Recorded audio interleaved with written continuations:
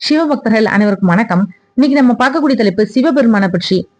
சிவகிரி சக்திகிரின்னு சொல்லக்கூடிய 2 மலைகளை சிவபெருமான் அகத்தியர்கிட்ட கொடுத்து இத மருத மலையில வச்சிடுன்னு சொல்றாரு. குருமுனியான நான் எப்படி இந்த 2 மலைகளையும் சுமப்பேன்னு சந்தேக கேள்வி எழுப்பினாரு அகத்தியர். பூமிய சமமா வச்ச நீ சாதாரண 2 மலைகளை உன்னால சுமக்க முடியாதா? உன்னால முடியாதது எதுவுமே இல்லை அகத்தியா அப்படின்னு ஈசன் சொன்னாரு. பல பூதங்களுக்கு தலைவனான சிவபெருமான் அந்த சிவ பூதங்களை நம்பாம தாங்கிட்ட பொறுப்பை ஒப்படைச்சிருக்காரு அப்படின்னா இதுல ஏதோ ஒரு காரணம் இருக்குது அப்படின்ற சிந்தனையோட சிவன் கொடுத்த சிவகிரி சக்திகிரி மலைய சுமந்துட்டு வந்தாரு. வரக்கூடிய வழியில பாரம் தாங்காம இந்த 2 மலைகளை எப்படி கீழே வைக்கிறது? யாராவது இருந்தா கொஞ்சம் பாரத்தை இறக்கி வைங்க அப்படின்னு சொல்லலாமே. இந்த பகுதியில யாரையுமே பார்க்கவே முடியலையே அப்படின்ற சிந்தனையோட மலையோட பாரத்தை சுமக்க முடியாம சுமந்துட்டு நடந்து வந்தாரு அகத்தியர். வரக்கூடிய வழியில இடும்பன் தவத்துல இருந்தாரு. அவரை பார்த்த உடனே மகிழ்ச்சி அடைஞ்சாரு அகத்தியர். அசுர குலத்துல பிறந்தவனா இருந்தாலும் நல்ல உள்ளம் படைத்தவன், சிறந்த சிவபக்தனும் கூட அப்படின்ற எண்ணத்துல இடும்பன் கிட்டக்க போய் இடும்பனோட தவத்தையும் கலைச்சு கதாட்சர மந்திரத்தையும் உபதேசித்தார் அகத்தியர். அசுரன் சொல்லி கூட பார்க்காம நல்ல உள்ளத்தோட மந்திர உபதேசம் செய்யக்கூடிய அகத்தியர் மேல மதிப்பும் மரியாதையும் வந்தது இடும்பனுக்கு. அப்போ அகத்தியர்கிட்ட 2 மலைகள் இருக்கிறத கவனித்த இடும்பன், கேக்குறேன்னு தவறா நினைக்க வேண்டாம், எதுக்காக 2 மலைகளை சுமந்துட்டு போறீங்க அப்படின்னு கேக்குறான் இடுமன். இது சிவன் கொடுத்த மலைகள், இத மருத மலையில வைக்க சொல்லி எனக்கு சிவன் தந்த உத்தரவு. என்னால இந்த மலைய சுமக்க முடியல, கொஞ்ச தூரம் நீ சுமந்துட்டு வர முடியுமா அப்படின்னு கேக்குறாரு அகத்திய முனிவர்.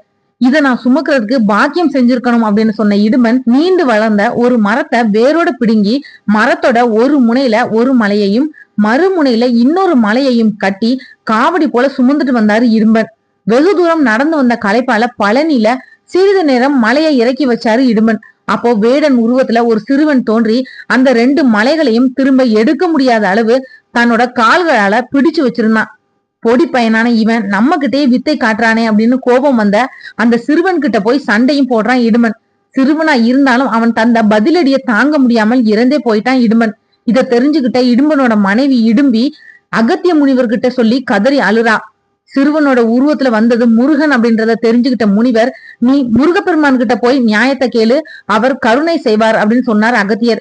அதுபடியே முருகன் கிட்ட போய் கண்ணீர் விட்டு கதர்னா இடும்பி. இடும்பியோட வருத்தத்தை பார்த்து கருணை உள்ளத்தோட இடும்பனை மறுபடியும் உயிர் பெற செஞ்சு தம்பதியினருக்கு ஆசையும் கொடுத்தாரு முருகப்பெருமான். இடும்பா, நீ சுமந்து வந்தது எனக்குரிய மலைகளை தான். நீ காவடி சுமந்து வந்த விதம் ரொம்பவே சிறப்பானது.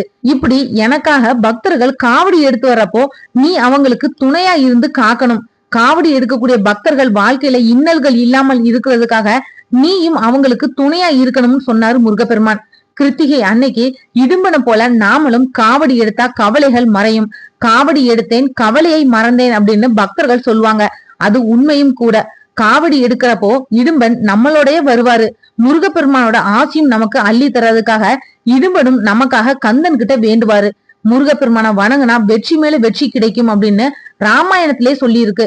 சீதை ராவணனால கடத்தப்பட்டதுக்கு அப்புறமா இலங்கைக்கு ஆஞ்சநேயர் போய் சீதைய கண்டுபிடிச்சு பார்த்துட்டு வரக்கூடிய வழியில இலங்கையில இருந்த முருகன் கோவிலுக்கு போய் வணங்குனாரு ஆஞ்சநேயர். பேச்சு திறனுக்கு அதிபதியான முருகனை வணங்குனதுக்கு அப்புறம் தான் சொல்லின் செல்வன் அப்படின்னு ராமரால அனுமனே அழைக்கப்பட்டாரு. முருகப்பெருமானுக்கு காவடி எடுத்தா நம்மளோட கஷ்டத்தை அந்த முருகனே சுமப்பாரு. வாழ்க்கையில ஒரு முறையாவது முருகப்பெருமானுக்கு காவடி எடுத்தா இந்த பிறவில நாம பெரும் பாக்கியசாலி. முருகப்பெருமானுக்கு முல்லை மலர்களை அனுப்பிச்சு வணங்குனா ரொம்பவே விசேஷம். கிருத்திகை அன்னைக்கு முருகப்பெருமானுக்கு உகந்த அறுபடை வீடுகள்ல ஒன்னையாவது தரிசனம் செய்யுங்க. முடியாதவங்க உங்க வீட்டு கிட்டக்க இருக்கக்கூடிய முருகப்பெருமானோட கோவிலுக்கு போய் வாசனை மலர்களை கொடுத்து வணங்கினா எல்லா நலமும் வளமும் கிடைக்கும். எடுக்கக்கூடிய முயற்சிகள் எல்லாமே வெற்றி பெறும். பேச்சு திறன் சிறப்பாக அமையும். காவடியில எத்தனை வகையான காவடிகள் இருக்கு, இத பத்தின வீடியோ டீட்டெயிலா இருக்கு. எண்ட் ஸ்கிரீன்ல பின் பண்ணிருக்கேன். உங்களுக்கு நேரம் இருக்கிறப்ப அதையும் பாருங்க. நீங்க முருக பக்தரா இருந்தீங்க அப்படின்னா இந்த சேனல்ல பிளேலிஸ்ட்ல சர்ச் பண்ணி பாருங்க. முருகப்பெருமானை பற்றி நிறைய தகவல்கள் உங்களுக்காக காத்துட்டு இருக்கு. கண்டென்ட் பிடிச்சிருந்தா மட்டும் சப்ஸ்கிரைப் பண்ணி சப்போர்ட் பண்ணுங்க. சப்ஸ்கிரைப் பண்ணீங்கன்னா மட்டும்தான் ஒவ்வொரு பதிவும் நோட்டிபிகேஷன் உங்ககிட்ட வரும். நீங்களும் முருகப்பெருமானை பற்றி உங்களோட இஷ்ட தெய்வங்களை பற்றி நிறைய தெரிஞ்சுக்கலாம். நாளைக்கு மற்றும் ஒரு நல்ல தலைப்புல நான் உங்களை சந்திக்கிறேன். நன்றி.